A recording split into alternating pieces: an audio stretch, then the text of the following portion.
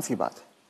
तो अब जो आदमी 75 का हो गया, उसने खुद अपनी लंबी उम्र की तैयारी ही नहीं करी, और जब उसने कोई तैयारी खुद नहीं करी है तो उसका परिवार या उसके समाज उनको कैसे तैयारी, वो कैसे तैयारी करेंगे? तो आपका ये कहने का मतलब है कि पहले तो शायद वो 60 साल तक जीता तो बहुत बड़ी बात थी, तो जब तक वो कमा रहा था वो जी रहा था, अब वो 80 साल तक जी रहा है। तो इसके जो परिणाम है वो भी इकोनॉमिक एंगल मुझे समझाइए। इसके इकोनॉमिक एंगल बहुत भयावह है। आज हिंदुस्तान में 60 साल की उम्र में आपने एक आदमी को रिटायर कर दिया। आदमी को अगर 80 साल तक जीना है तो 20 साल के लिए उसको अपना इंतजाम करना है। उसकी पत्नी 10 साल छोटी है तो 30 साल के लिए पत्नी के लिए इंतजाम करना है। औरतें आमतौर पे 5 से 7 साल ज्यादा जीती हैं, तो 35 साल के लिए उसे अपनी पत्नी के लिए फाइनेंशियल इंतजाम करना है और 20 साल के लिए खुद के लिए इंतजाम करना है। आज के इन्फ्लेशन में, आज की महंगाई में कितना भी पैसा आप एक जगह रख दीजिए, क्या वो 35 साल तक खींच सकता है? ये प्रैक्टिकल नहीं है। और जैसे जैसे उम्र बढ़ती जाती है उनके बच्चों की उम्र भी बढ़ रही है जी।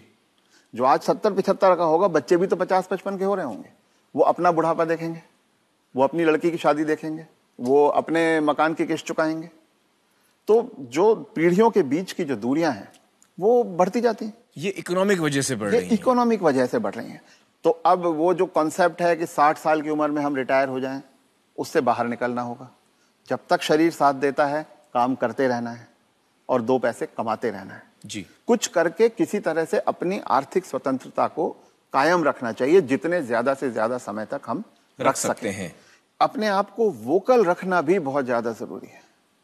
अगर मेरी परवाह मेरे परिवार वाले नहीं कर रहे हैं और अगर अड़ोसी पड़ोसी इस बात को जान जाएं तो कोई भी बुजुर्ग कभी भी किसी परेशानी का सामना नहीं करता, क्योंकि तो चुप ना रहें। रथ साहब ये कह रहे हैं कि चुप ना रहें। अगर आपके बच्चे आपके साथ व्यवहार ठीक नहीं कर रहे हैं, सबको बताएं। तो आप सबको बताएं जी।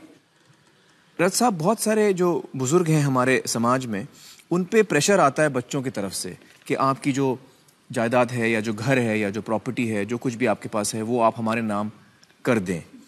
इस पे आप कुछ टिप्पणी देना चाहेंगे?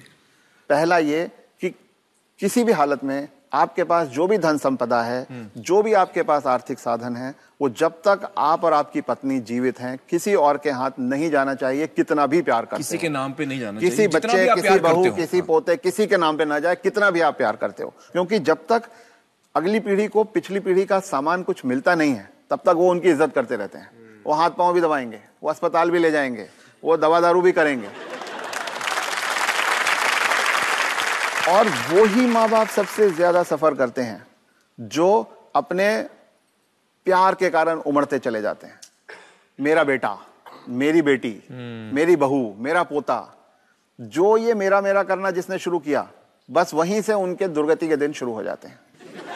इसलिए सबको ये ध्यान रखना चाहिए कि कुछ भी हो जाए, कोई प्रलोभन आए, कोई इमोशनल ब्लैकमेल हो, कुछ हो, उन्हें अपने पास अपनी चीज को रखना चाहिए। उन अपने बच्चों से शेयर करें तो अपनी मन की खुशी को शेयर करें, अपने पैसे को शेयर ना करें। जी।